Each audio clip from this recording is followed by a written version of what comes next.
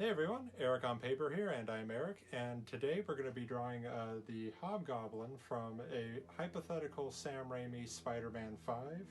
Now, he is not in Spider-Man 4, this is just a bit of fun fan art, and I'm going to take you through the design process, what I think they might have done, so looking forward to it. One of the first things I did when approaching this piece was looking at what commonalities the comic book Green Goblin had in relation to the Hobgoblin, and then figuring out from there what elements would the movie Hobgoblin borrow from the Sam Raimi movie Green Goblin. Now, they do have a similar look, and of course, the color scheme is different orange versus purple, and blue versus green.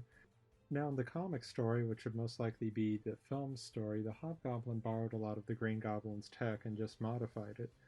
So I decided to use the same helmet, or a very similar one, from the uh, original Norman Osborn suit in the first Sam Raimi movie, and largely using the same armor that the Green Goblin did, as opposed to the Harry Osborn Green Goblin, which, to be frank, I was never that much of a fan of.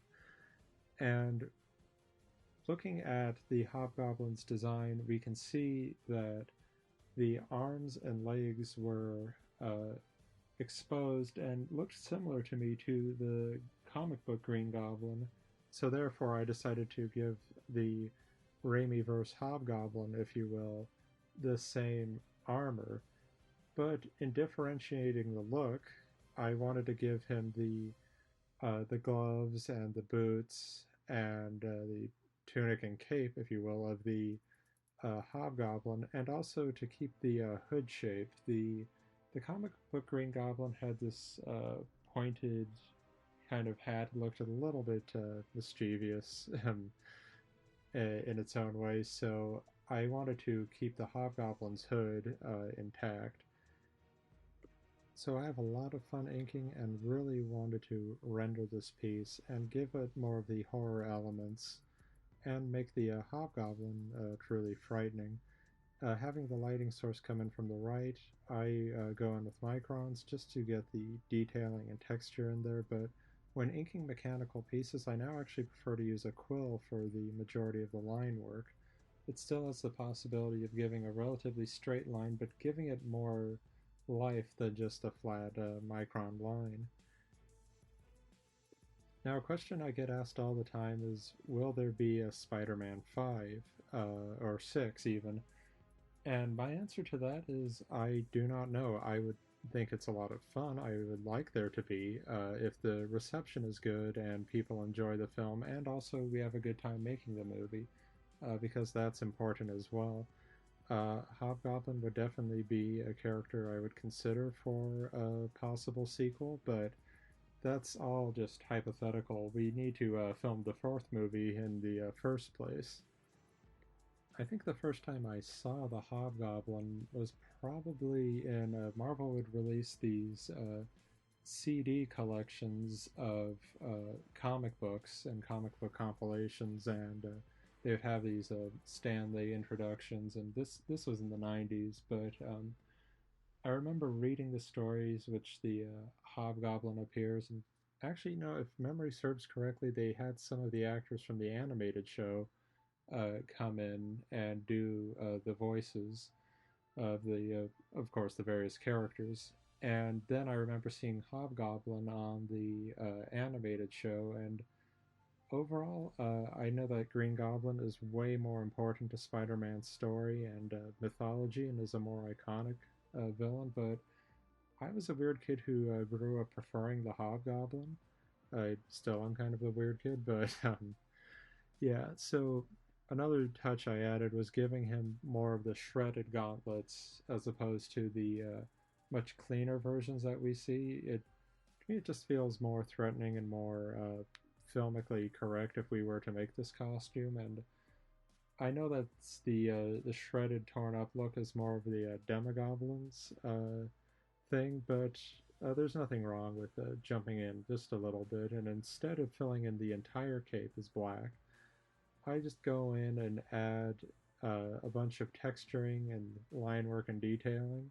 I am telling you, inking can be so relaxing and cathartic, especially if you haven't had a great day. Just do a bunch of line work and you'll feel a lot better. All right, now for the coloring, just gonna keep it relatively simple, just settings and going in with two different light sources. One orange, of course. This will ideally make aspects of his costume pop, and then filling it in with a slight green tinge. Find it gives a more menacing look to him. Once again, I'm painting with the light because I find painting with shadows leads to some complications down the road, and frankly, making your flats extra dark and then going in and painting in lighter colors has actually just been more efficient, I find. And in a piece like this, I haven't left a lot of areas for light, just with all the inking and rendering, so that's going to be a good way to uh, just make your highlights really work and make the image pop out for you.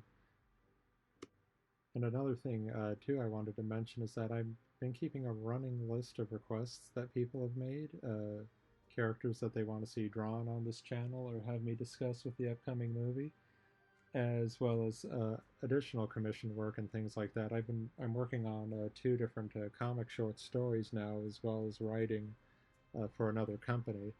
So that's why I pretty much have to do just one episode a week. But if you would like a character added, please leave him or her in the comments below, and I will happily add that to the list. I'm going to go over later on what next week's episode might be, and once again, leave it up to you to vote. See, now here I'm going in with the lighter green color, and this is just kind of like an echo of the Green Goblin. Of course, now that I say that, I'm back to the orange fill, but when I get back to the green color, that's just a subtle influence of where the where the Hobgoblin came from. And it looks a little teal there, but that's okay. Our main goal is to have the image pop. It's a lot more of a graphic look than purely a photorealistic look, and that's just something I like to do and go for in my drawings. Comic books, in my opinion, aren't really meant to be reality. They're an escape from reality. It's like a heightened, hyper real world, and one that sometimes I would really love to be a part of. Other times, like when the world's being eaten by Galactus or threatened, no, it's a lot more fun to just sit back and read about the heroic stories. But yeah, I mean, who hasn't fantasized about having superpowers? Okay, that was just me rambling a bit and going in here, just trying to make that a very metallic texture, very reflective.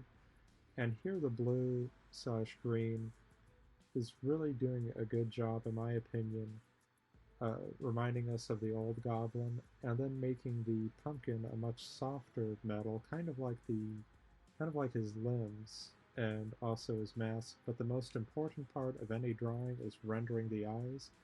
With that, I step away from the gradient tool, just going with a brush, and then add in some highlights over the line art just for the finishing touch. And it looks like I can cross Hobgoblin off the list.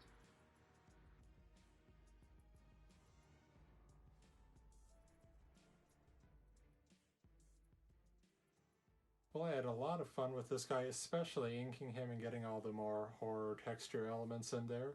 So hopefully you enjoy Spider-Man 4 enough, and we have a great time making it to where we can make Spider-Man 5.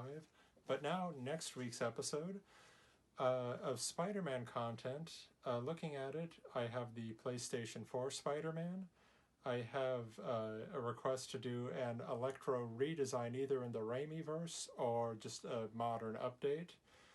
I have requests to draw Smythe.